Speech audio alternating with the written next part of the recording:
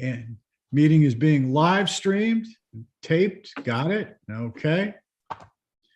And Terry, you have, let's see, myself, John, yourself, Michelle, Louisa, and Kate are on board. All right. Mr. Spang, I will turn the meeting over to you, sir. Please enlighten us. I would like to wait for the superintendent, but maybe in the meantime, I could give an audit update. Just take a few minutes while Fair enough. Okay. So last time we met, I promised to get back to you with the results from our meeting with the auditors. If you remember, we had a very large document that we weren't sure how to proceed with. We met with them. They're in a Zoom meeting. Their preference was to take the data even in small tranches. And so the next day we created that information in smaller parts, ran it up through our advisor, and loaded it into their portal for them to work with. We did that for both the general fund and the grants. And in the meantime, they withdrew their request. If you remember, they were looking for some sampling of paychecks. They told us they didn't need to do that anymore. They had tested that another way. So the 21 items we think are finished. And then on May 18th, they sent a list of 6 more new things that they wanted us to do. So very routine, matter of fact things. I'm glad to share them with you later. But on the 23rd, I guess that was yesterday, we completed all of those. Again, ran them up through our advisor, and they were dragged into the auditor's portal. So right now, we don't have anything we think we should be working on, but we're not ready to be convinced there might not be something else. So that's where things stand today. All right. But John, at this point, all data requested has been submitted? Yes, and it's in their portal for them to look at, correct? Thank you, sir. Yeah, I also sent a copy of the last 6 things and our answers over to the city finance director, David St. Hilaire, just so he knew too that we think we've finished the list so far. So, yep. Thank you, sir. That's the audit report. Okay. Do we have any questions for John? Members of the committee, questions for John? Okay.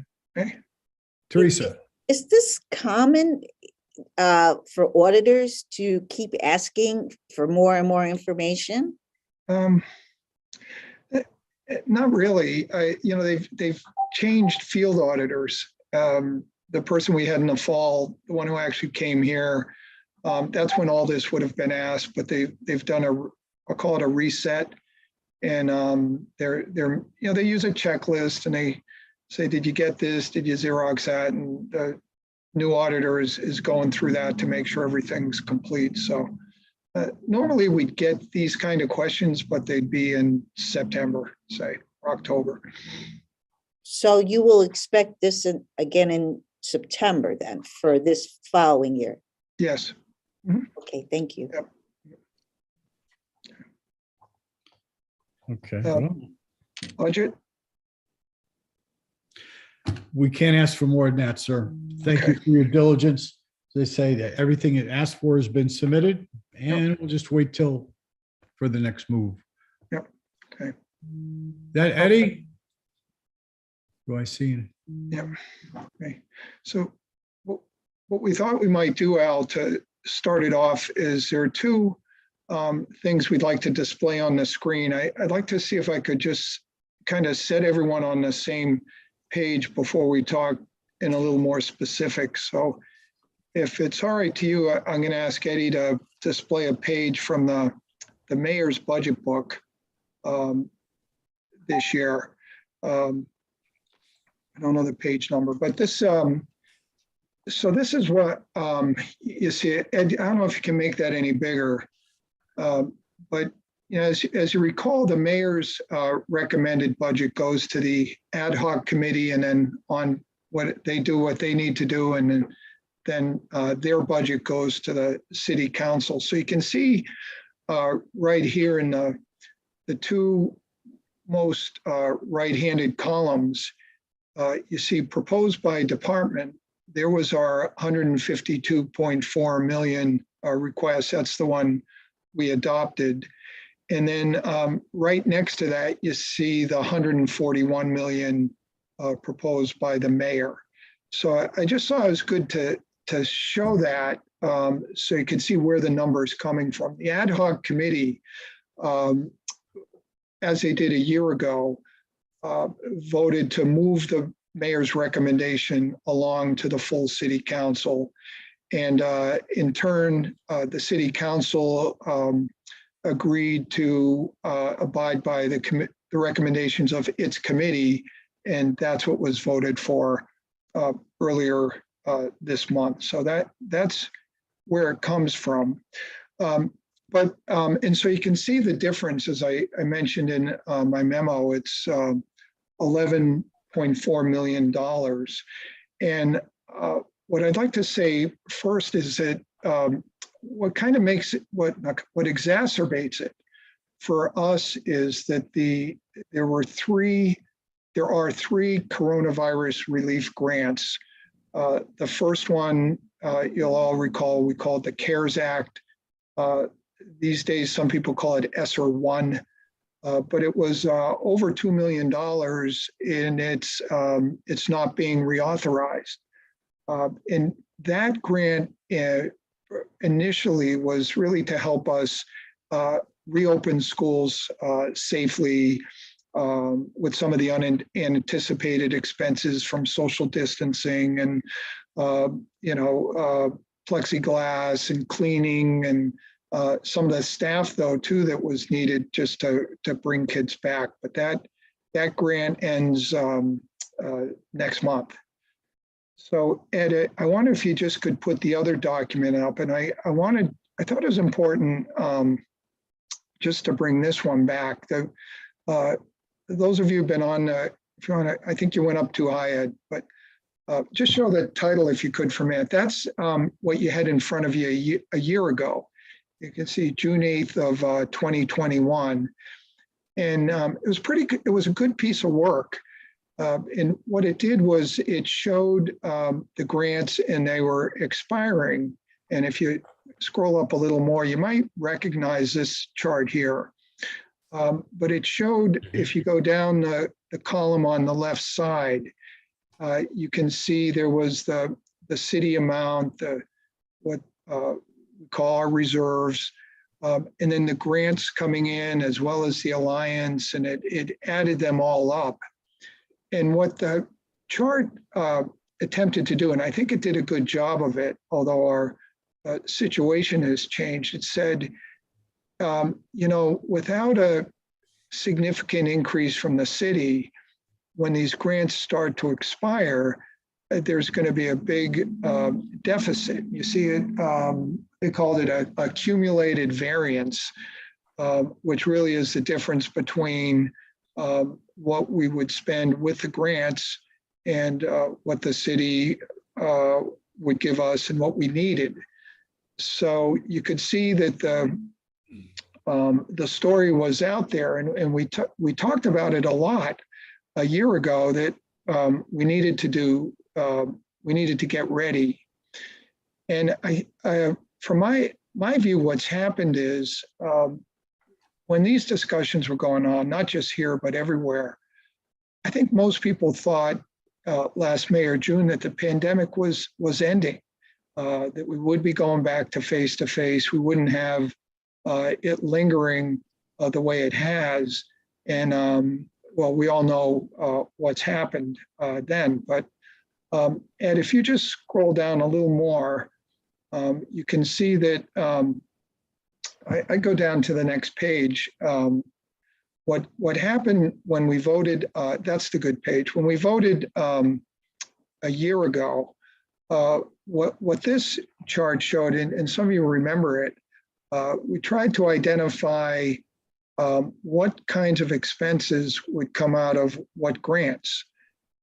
And you could see, you'll remember it, there were certain things that clearly were easy to connect with one of the pandemic grants, like our move to Brookfield and St. Joe's to keep the kindergarten kids socially distanced.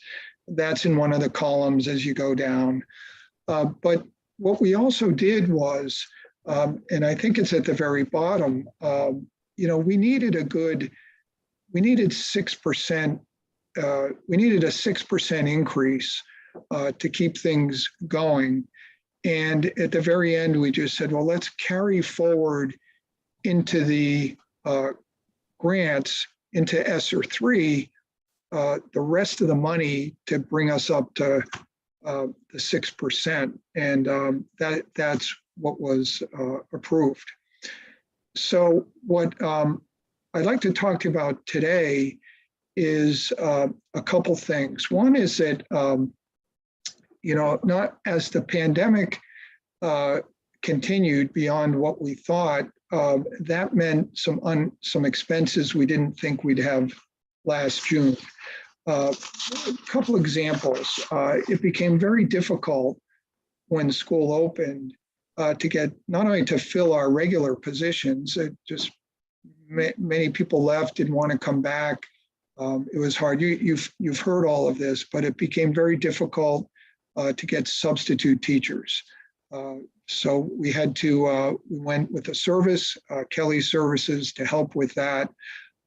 We also had to add, didn't have to, we decided to provide more building subs. Those are sub teachers that come to the school every day, not sure what they're going to be teaching, but we know we'll need them. So we added some of those that we didn't have before.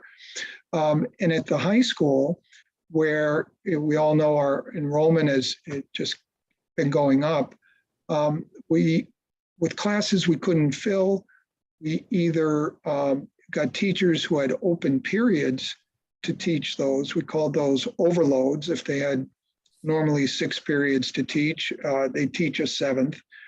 Or we did what's called period coverage. If a teacher just had a open period and we had a person out just for that day, we'd have them cover it. But all in all, it was a lot more expensive than we thought back in June, just to keep our schools open. So I wanted to make that point because that meant we had to dip into the ESSER 3 grant where there was money for these purposes, but back in June, we didn't think we'd be using it for that. So thanks, Ed. If you guys or you folks want to look at the memo I prepared, if you have that handy, one of the things that, and others will speak better on this than I, but what we found is that for almost all of our students, pre-K through 12, by being home for such a long time, a third of the school year in 1920, being remote for the beginning of 2021, that the learning loss that everyone talks about has occurred and we're addressing. We think it's deep and it's going to take longer to bring everyone back to where they should have been. We think that's so important that we don't want to, what we want to do is continue the programs and services we're offering, and then I would say change our 3-year grant drawdown that you just saw into a 2-year drawdown that we had. And that's really the message that's in my memorandum. I put a chart in there that compares the figures you just saw. I call that the June 9th plan, and it shows it over 3 years compared to what we might do next, which is a 2-year drawdown. And what that allows us to do is distribute the city council cut, if those are the words, and still rely on the coronavirus relief funds to address the learning loss and some of the other things that are going on. Now, there also, it wouldn't be completely looking to our grants for another source of finance. There's some things we think we can do that would not impact teaching and learning. For example, normally we have a number of people who retire or resign. And when we replace them on the teacher salary scale, of course, we don't bring people in on the top step, we'll bring them in at a lower step. Sometimes you just call that salary savings, or the term breakage is out there, but it happens every year. We already have a number of people who've indicated they're gonna leave or retire, and we've been able to calculate what we think we'll save if we bring them at a typical replacement schedule. And that figure is, it's close to $1 million. It's, we think we'll get $940,000 about just from replacing the typical number of staff that we replace every year, and after looking at who we know will be leaving. We also have a much better idea of our kindergarten enrollments. You know, registration's been underway, and we know where those kids live. And we believe that we can reduce not a total of 9 elementary school sections, not just kindergarten, but other sections as well, and save $550,000 not having those, and staying within our class side guidelines. So those two things, having fewer sections and staying within the guidelines, and also having the salary savings, there's $1.5 million that we will suggest we use towards distributing the reduction. And then there's some other things we've talked about. It should be no surprise. This is a difficult number, and we're still looking at different ways it would have the least amount of impact, and it's really not easy to do. So it's taking a little longer to do that. And then the other thing two things I'd mention. One is we believe that if you remember when we put some new positions in the budget, I think there were 31, if I'm not mistaken, but 6 of those were specifically identified for the high school, largely to meet the graduation requirement, the changes there, but also because of the increasing enrollment. We'd like to leave those in the budget as proposed. And then finally, I've written to the city finance director and asked him for ways that we can have reserves released. There are $2.8 million in what they're calling reserves. The city would like us to use those only in the event of an emergency, something we haven't expected. I'm asking if we can relax those requirements and apply that money now. If the answer is favorable, we have a smaller number to deal with. So those are the key points. Kevin, I don't know if you'd like to add in a little bit there, and maybe where we are, that kind of thing. So, John, thank you for opening up and providing an overview for everyone. Good afternoon, everyone, and thanks for joining us noontime for a committee meeting. Terry, some way, somehow, Mr. Russo got out of the 7 o'clock meeting today, and I guess given his role on the committee, we were able to do noon, so I appreciate it. So I just want to share quickly and just kind of paraphrase everything that I heard John just say. One, I think I heard context on our 3-year budget. And given 3-year budget last year and beginning to share the term that I think we all became very familiar with, and that's this idea of a cliff. And so the cliff, meaning the federal relief monies that was coming into the district, helped us to address the enrollment growth over these last couple of years. What perhaps has not been clear, but we want to clarify, is that we are using at this point ESSER monies for either critical support services, which is what the ESSER funds were allowed for, and then using now all of our alliance monies, which technically was also provide for critical support services. We have maximized alliance, all of our grants, and I don't think the board is as aware as perhaps as they have been this year, but we can clarify if we need to. We have exhausted every grant available to the district. We have staff exhausting every salaries and benefits line possible in a district. This is the work that I've gone through with the people on this screen that you see. And we feel confident not only have we maximized every budget line in salaries and wages, we've also realized potential savings for the board as well and maximize those as well. So John spoke to the fact that we added positions for social distancing during the pandemic. Those are the teachers at the elementary school, also at the high school level. The teachers that were hired at the high school level, unfortunately, we were not able to release because we continue to get more students at the school. And without additional revenue to cover those costs, those positions remain being funded by the additional monies from ESSER 2 and ESSER 3.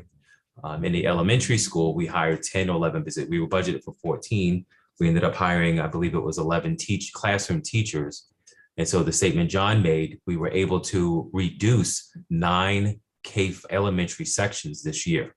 Again, and so we're working really hard to try to find as many savings as possible for the board. That was for a total of over close to $550,000 savings by reducing those sections at the kindergarten levels. By strategy, by the narrative, we were allowed to keep them for the next 2 years. We thought it was in the district's best interest to move on those positions now. So we collapsed them through attrition. We hired 11 to 14, I don't know the exact number, classroom teachers specifically for the high school. We were not able to collapse any of those positions. And this is because of the increased enrollment growth at the high school. So we're still holding on those positions, and the funding source right now is ESSER 2 and ESSER 3. So just want to try to clarify those points.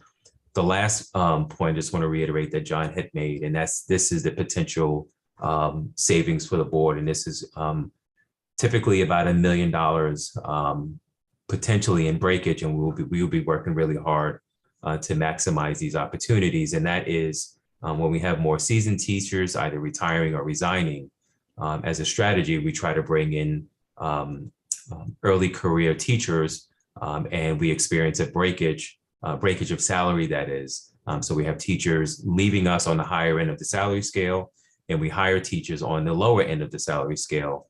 And that difference between every teacher that's hired is the savings for the district. And so we anticipate another $900,000 potentially from those savings. And so we're budgeting close to $1.415 million from those 2 strategies, and feel good and confident about those 2 numbers. But the reality is, with the $4.1 million increase from the city, we typically have a couple of budget drivers and guidelines annually in our budget. The guidelines, and I talked about these a number of times in my public conversations, but I'll just repeat them now. And the guidelines are really contractual obligations are always going to be number one. We have negotiated contract terms that we have to honor. Enrollment growth is, our district, unlike some other districts, we continue to grow.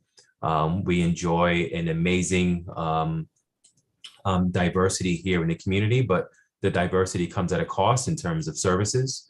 And so our services that are mandated that we have to provide, certainly English language support for our students who qualify for those services, and then our students who require special ed support. And so the board is required to provide satisfied contractual obligations address enrollment growth and mandated services. And these are the very basic kind of expectations.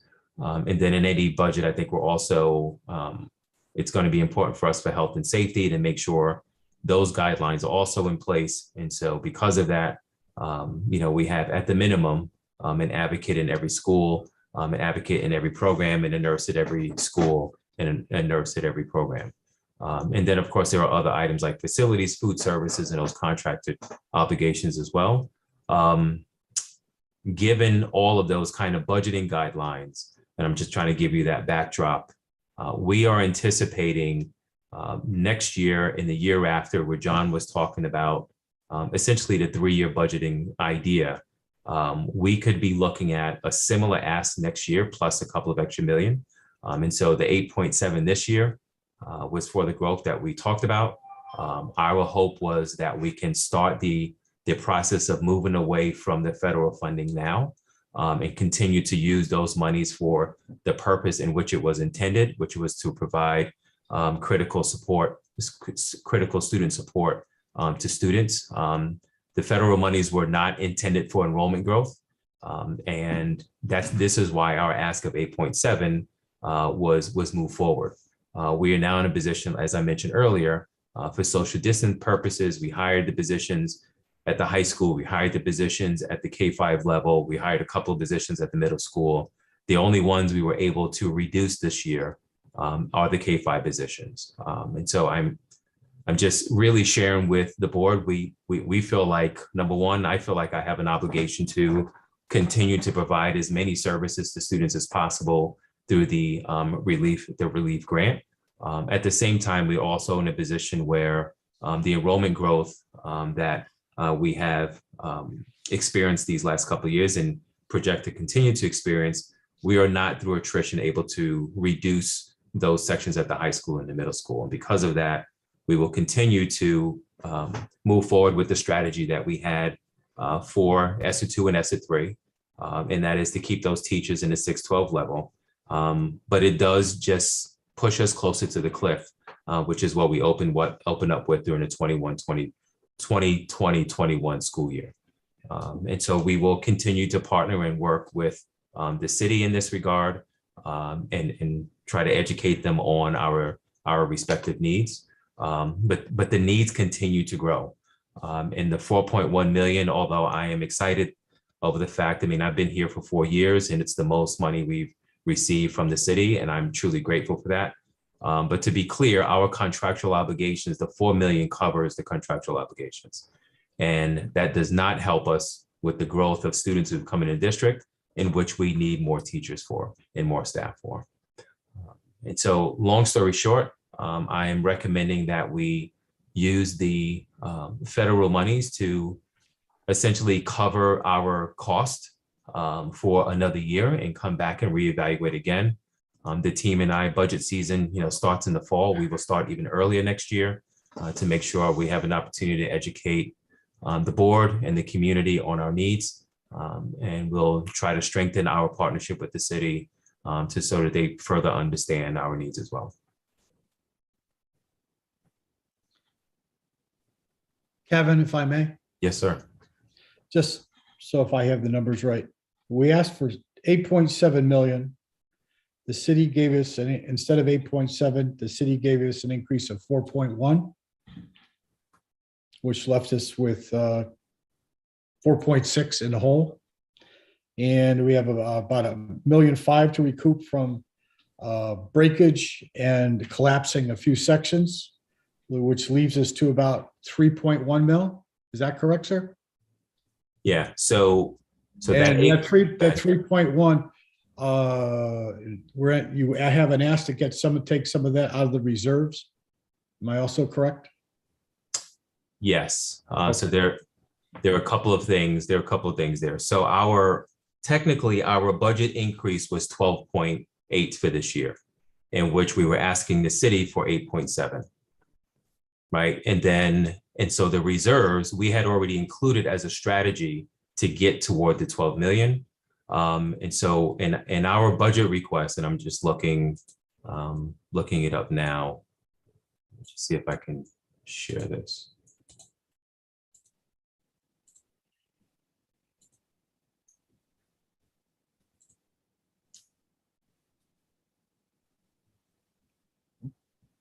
So this is the way we present it to the community and the board.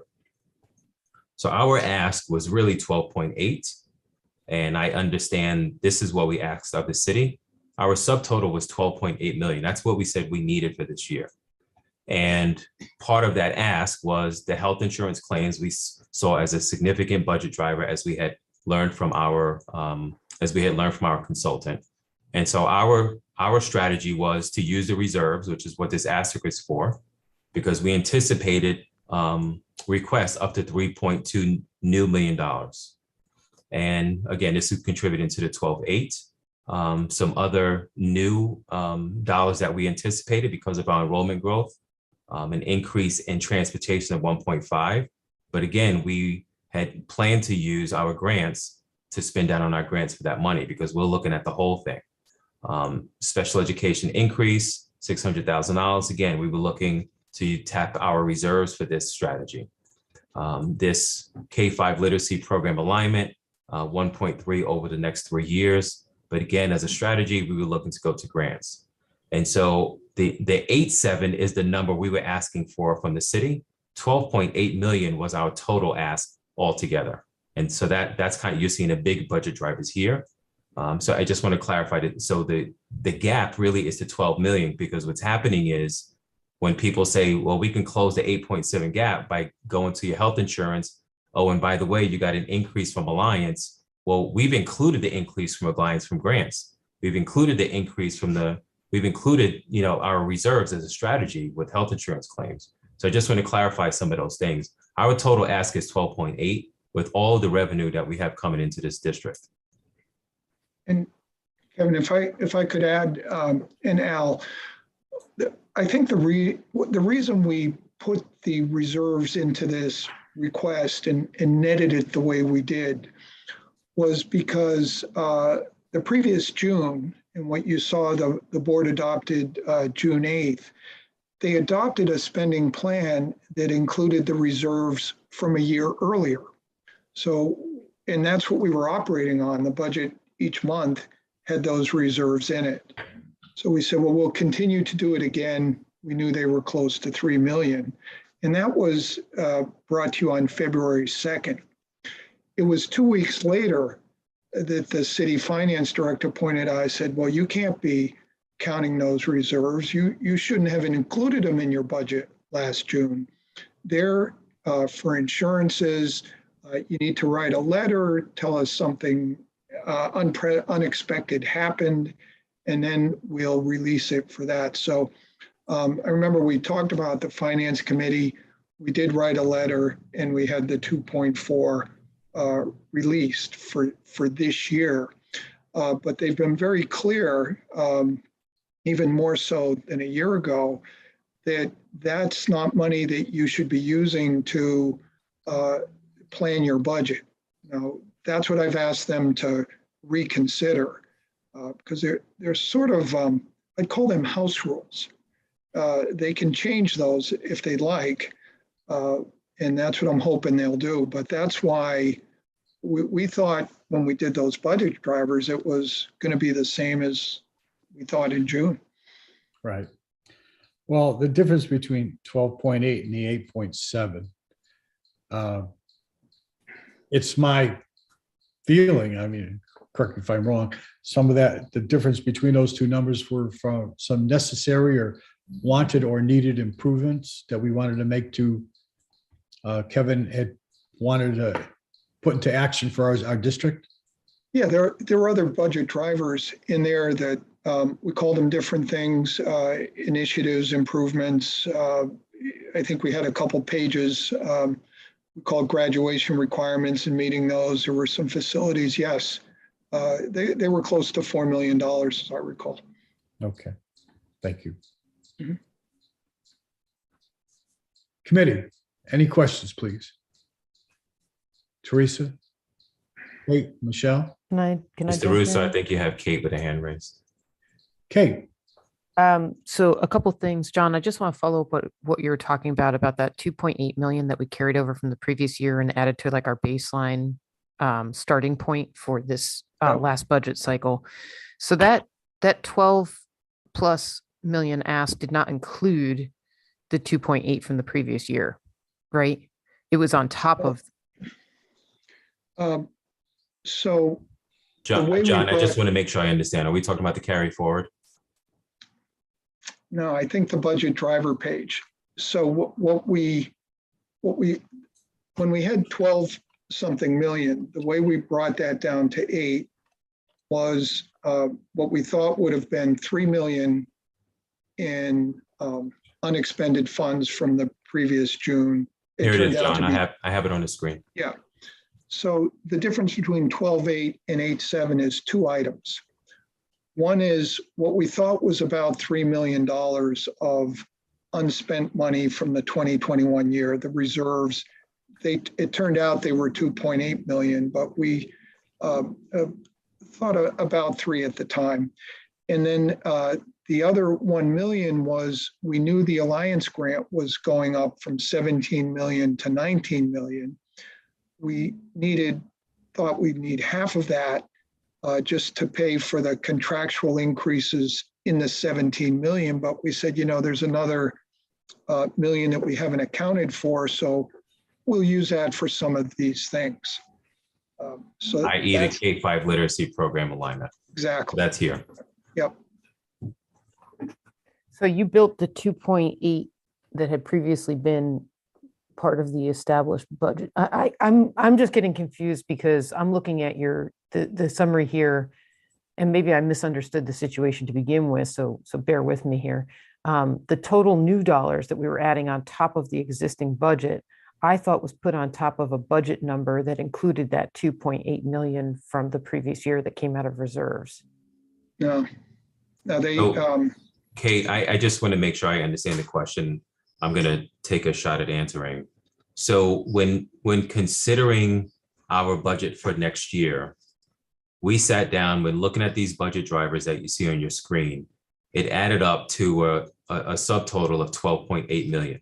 Mhm. We knew what the other revenue that we have coming in, and when I say revenue, I'm talking about ESSA 2, ESSA 3, Alliance, Title I, all of those other grants that we have coming in, plus the reserves, right? So even we will still have those reserves next year.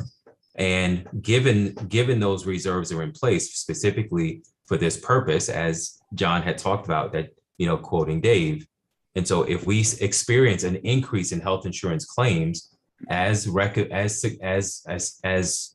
projected from our insurance consultant, we would tap the reserves to help address those projected claims, right? And so John said we didn't have 3.2, we have 2.8 in reserves. And so our expectation is we would draw down on those reserves to pay this cost, and so you see the two asterisks for reserves. And so that was our strategy. We would pay the health insurance claims, particularly this increase that we projected to experience with our reserves money. Also, increase in special education of $600,000. Address that with, if we have an increase in out-of-district placement, we would address that with our monies that we had allocated previously, but didn't expend them down because of the pandemic. So once again, we would go to our reserves for those monies. So that's why you see those blue asterisks there, the 3.2 and the $600,000. We have monies, quote unquote, in the bank because we didn't spend them down during the pandemic. So that's what the blue asterisks are for. And then the 1.5 for transportation, this is from enrollment growth, the 1.3 for the reading program that you guys heard Kara speak about. Our intention was to pay for that with Alliance money. As John said, we're anticipating $2 million increase. $1 million will be eaten up because just with contract obligations, folks will get step movement. Yes, we will get more money and we need it. And that's just to address the contractual obligations that we have because we have a lot of teachers in that grant. The other $1 million that we would experience an increase, the K-5 literacy program would certainly be eligible to pay for that. So that's why we have the other aspect of 1.3. So we saw these 4 big budget drivers to be handled by the reserves and our grants. However, the remaining, we needed help from the city to help satisfy, and that's that 8.7 number. So that's what you see here. And that's the number that we're trying to work from now. So maybe I'm asking this question incorrectly, Kevin. I just want to make sure that I understand. When we looked at the budget summaries that came through to us, the fiscal year 21-22 budget was listed at 139.5 million, right? And that included 2.8 or 2.4, I can't remember exactly, of reserve funds the previous year. And then the budget ask that we asked for, which was it was 12 million minus those dollars. So it was really 8.7.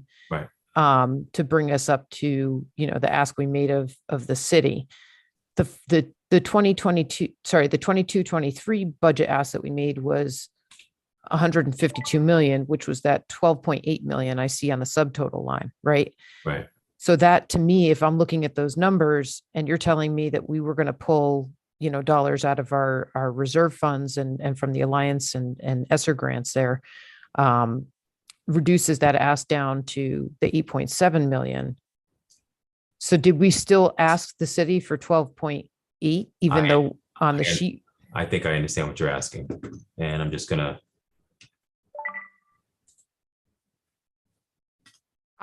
to determine, because if we started from a number that was already higher than what the city was operating from, right. And so our gap Dave, is even bigger than I'm thinking. right. So Dave made this Yes. point. Dave St. Hilaire made this point. I'm sorry, Kate, I didn't mean to take you on that bird walk. I understand what you're asking now. And so Dave St. Hilaire actually made this point because he said the district is not starting at 139. They're actually starting at 137. And so he was correct in that regard. And, with the new administration coming in here, we didn't have that clarification. And so it's really 8.7 plus the 2.2 million. That's what you're saying. And that's why John was saying we have an $11 million gap. Right. Yep. Okay. So I just wanted to made confirm this that. Thank you. adjustment here. And so everyone can see that. Okay, thank you. That's helpful. And then Thank the other question I have is, like, in terms of helping, the city understand this and perhaps other people who are watching these meetings or sort of following what's going on for us financially, is it possible for us to come up with like a list of specific services or positions that are being funded currently through grant specific situations? I mean, I understand like there are some limitations as far as how we're supposed to use those, and perhaps we may not want to get into too many details, but I also think there's some value in people understanding specifically what's going to happen when those dollars aren't there, because I think part of the obstacle is we perform very well with the resources that we have, which I think is, to our credit, and to the credit of the administration and the staff in our district. But I feel like there's maybe a gap in understanding because folks don't understand exactly what services or positions we're talking about losing. Yeah. And so I mean, and some other folks everyone's processing your ask. I am happy because certainly we've had these discussions internally. But at the same time, I don't want to scare my staff and have a mad exodus out of this district because people think they're losing their job. And so I think I understand, we may need to provide a shock for the system to say, hey, this is what we can be in danger of losing.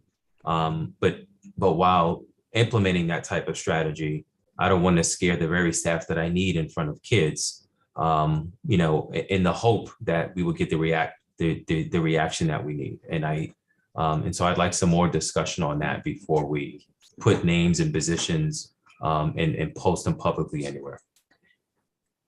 Okay, thank you very much. Yeah. And Kate, I understand the question because I've been asked this a couple of times now. But I also want to be sensitive to the people who are here and taking care of their families. And I don't want to implement a strategy again that we may not even implement or have to.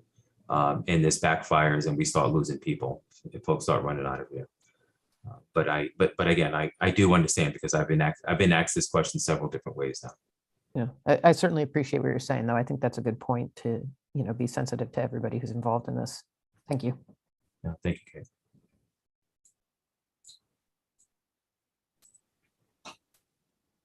Teresa?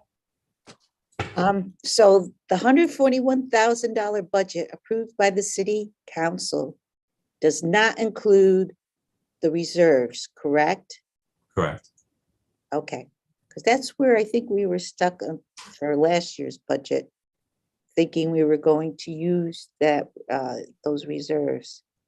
And so now right now, John is going to work on, with the city finance people, see if we can utilize that. Is that all we have in the reserves? So no, there's close to, and John, this number might be different now, but last time I looked, it was like close to $10 million. And by the way, Teresa, I'm happy that you asked that question, because the issue was not us being allowed to use the reserves.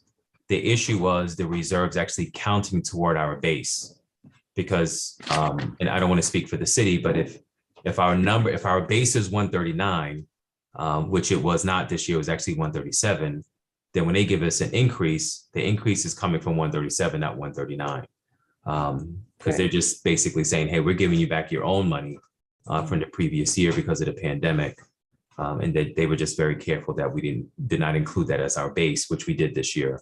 And then we had to correct that. So they did, as John was mentioning, we did have to officially notify the city that we wanted to use those monies, and that is in motion so that we can draw down on them for this current school year. But as a strategy, we would like to do that again next year. But again, it will not be applied to our base. So the 141 that base will remain. But if we are allowed to use our reserves, it will not impact the base. It would basically just be, hey, we're going to give you your money back from 1920 school year that you didn't draw down because of the pandemic. Here it is, but this does not increase your 141 base. And Kevin, I think it was the finance committee's, I want to say October meeting, might have been November. We had a description from the city of the reserves. There were, I think, 7 or 8 different categories.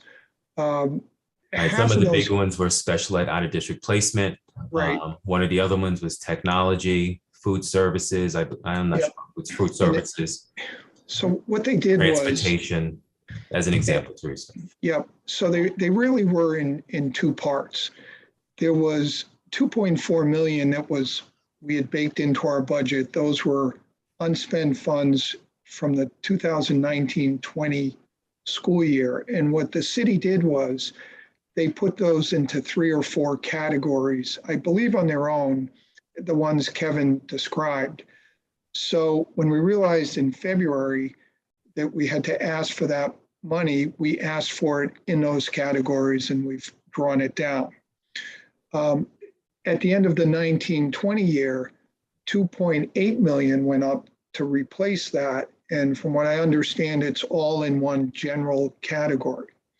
But below that, if you looked at their page, there were 3 or 4 other designations.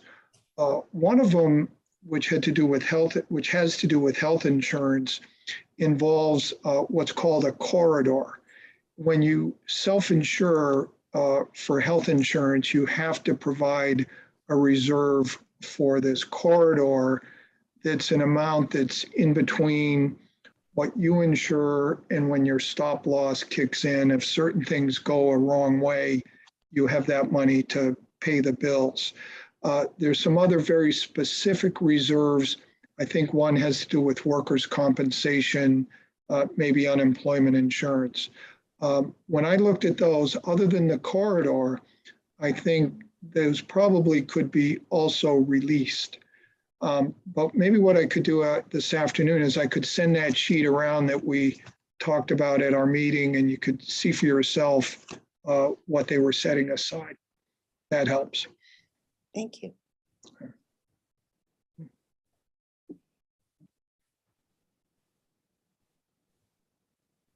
John, Eddie, Mr. Walson, any additional items on our agenda for today? I think Michelle has a question. Yeah, just a quick one. You were saying that with the retirements that we were going to possibly save somewhere around $1 million. How many teachers or pensions, whatever, does that signify? Like how many teachers would that represent? Right. Right now, Right. we're anticipating 40 to 45 staff members retiring or resigning. And historically, that's kind of been our sweet spot. John, I'm sorry, I cut you off. I was just thinking, Kim is here too, and she may have her list. Right. So as of 10 o'clock this morning, we're at 49. And that you're saying is typical? Yeah, it is. I mean, it's really hard, Michelle, to tell what's typical because of COVID. So Sure. you know, last year, 2 years ago, we had a lot of retiring teachers because they just were not wanting to come back. This Mhm. year, we're seeing more of kind of flight because the job market is so liquid for teachers right now. There's lots of Mhm. jobs out there. So Right. it's really, I don't really have a beat on it. Right now, 49 is right where we always are, but we've still got another, 4 weeks left. Sure. before- And so are we looking, because I know that we typically say that we're looking to hire at least about 100 new teachers. Mhm. Does that include this 40 or would it be like 100 and, okay. And And then my other classes, my other question is regarding the enrollment, because I know we had been talking about that since I got on the board. And I guess we were talking about somewhere around 300. What is our current unexpected enrollment as of the beginning of the school year? No, I'll need a minute to look that up. But if we keep talking, I can look up, see if we can find the latest numbers. Great. And Hi, Michelle. Any numbers would need to include after October 1st until really September for next year. Right now, we're at about 12,300 and change. So that growth, because I think when we had spoken, is that like 500 or 600 students? I'm looking for the actual number that we didn't anticipate. And so for the following years, we're talking about students coming in and out after they register, after the school year begins. What kind of numbers are we looking at this current year and anticipating for the following, for the next year? As part of all these calculations, right?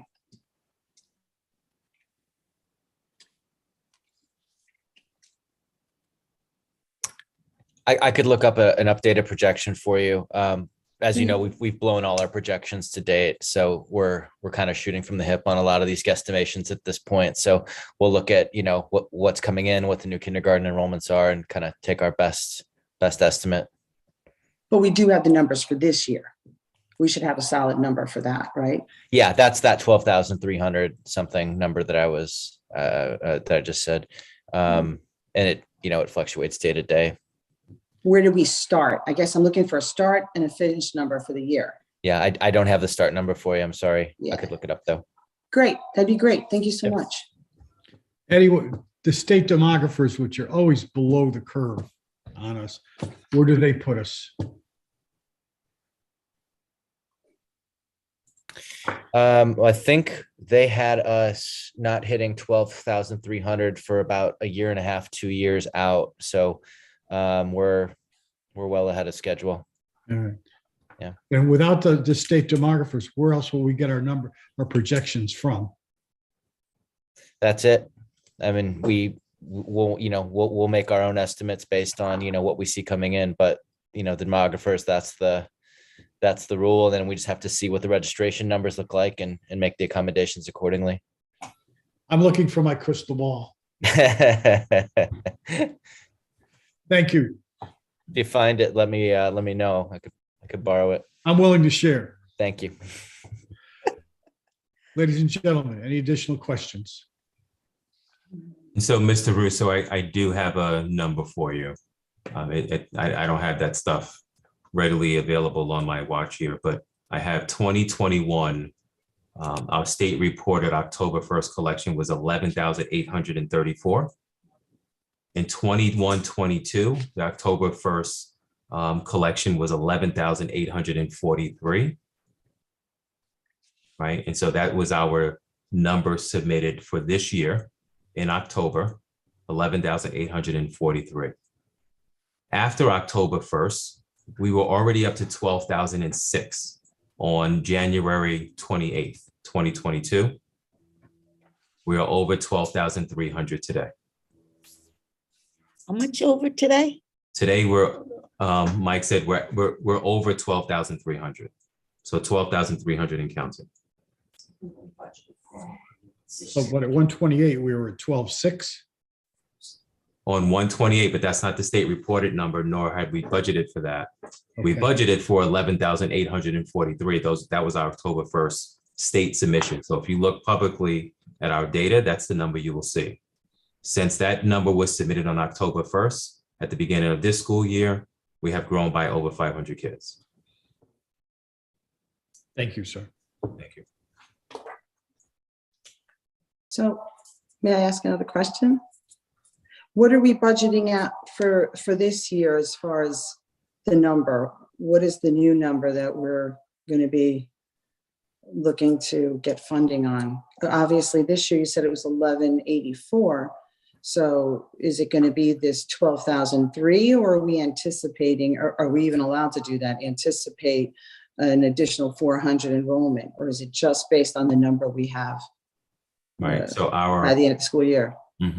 Our budget always include, it's not just projections with contractual obligations, but also projections that we typically experience throughout the year.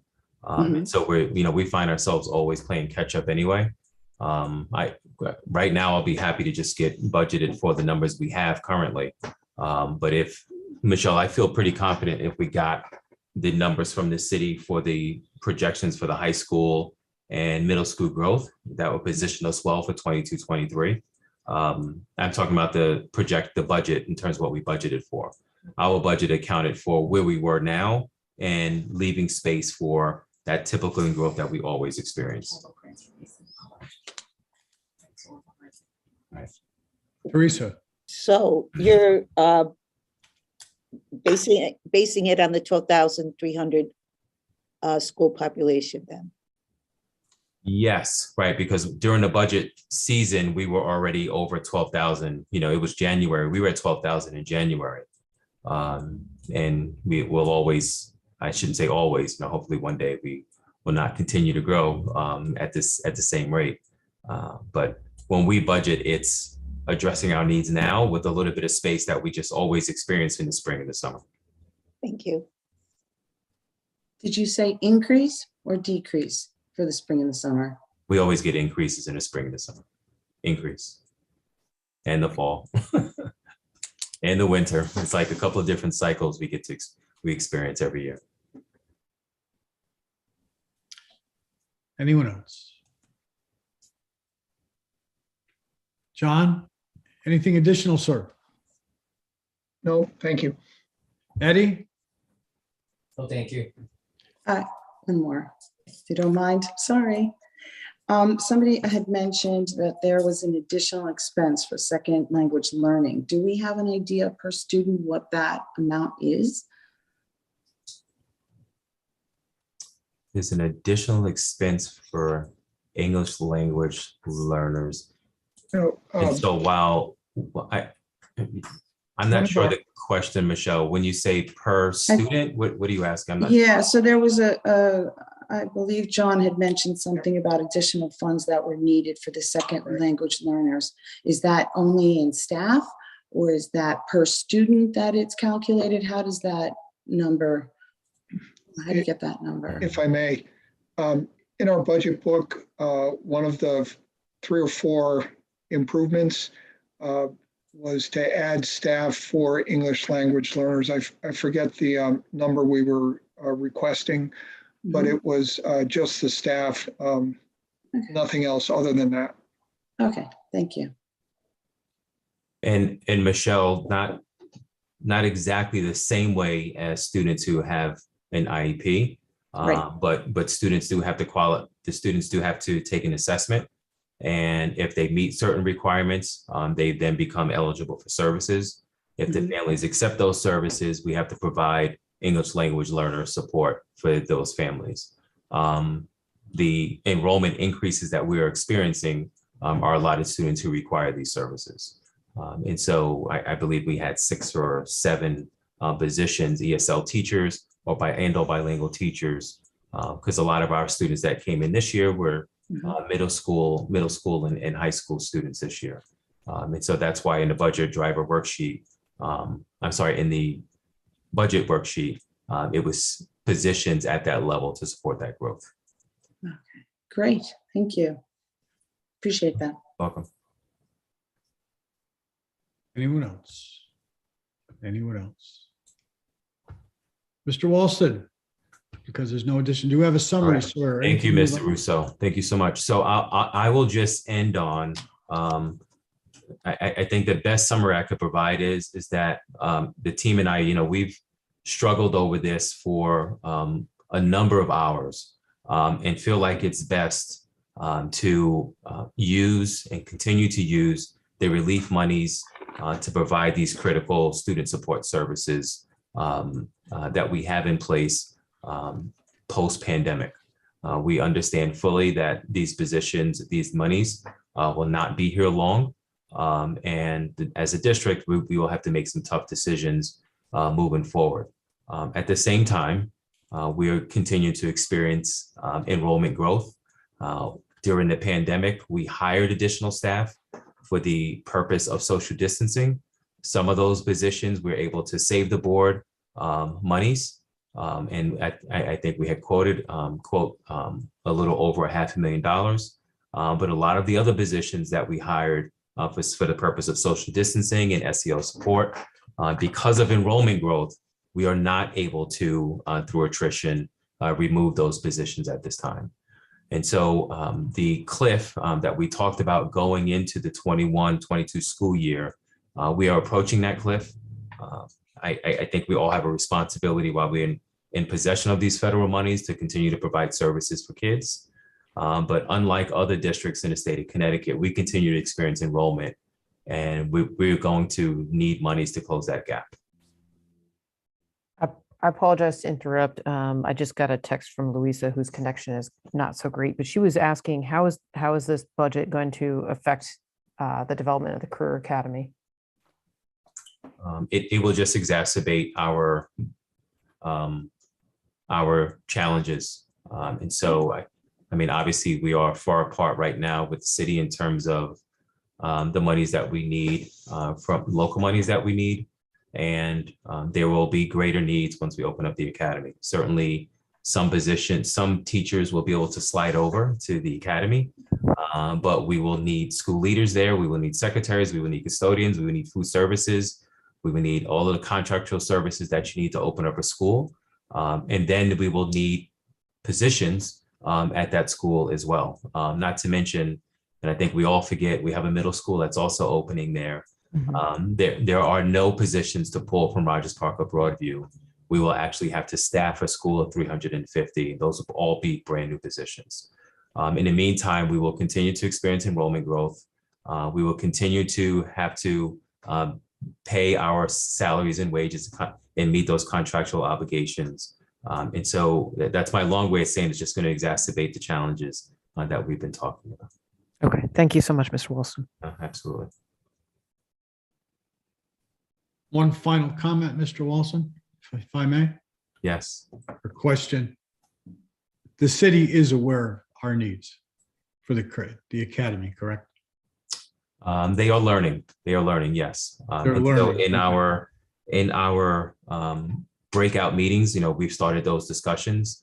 Okay. And when I say discussions, it's more of a dialogue like this versus presentation and, then the meeting ends. So there's more opportunity for a dialogue. And I believe we are meeting again in June. I think we're suspending the meetings over the summer, but we will be picking back up again in the fall. Thank you very much, sir. Thank you. Michelle, because I can't see you, I can't recognize you. Do you have anything further, Michelle? No? Teresa? I'm good. Thank I'm, you. I'm wondering, the term, build it, they will come. If we get a new school, will we be inundated more with students? I mean, if we do the good job we are anticipating, I would move here. Right. Right. And our assistant superintendent just said, and home values will go up even more.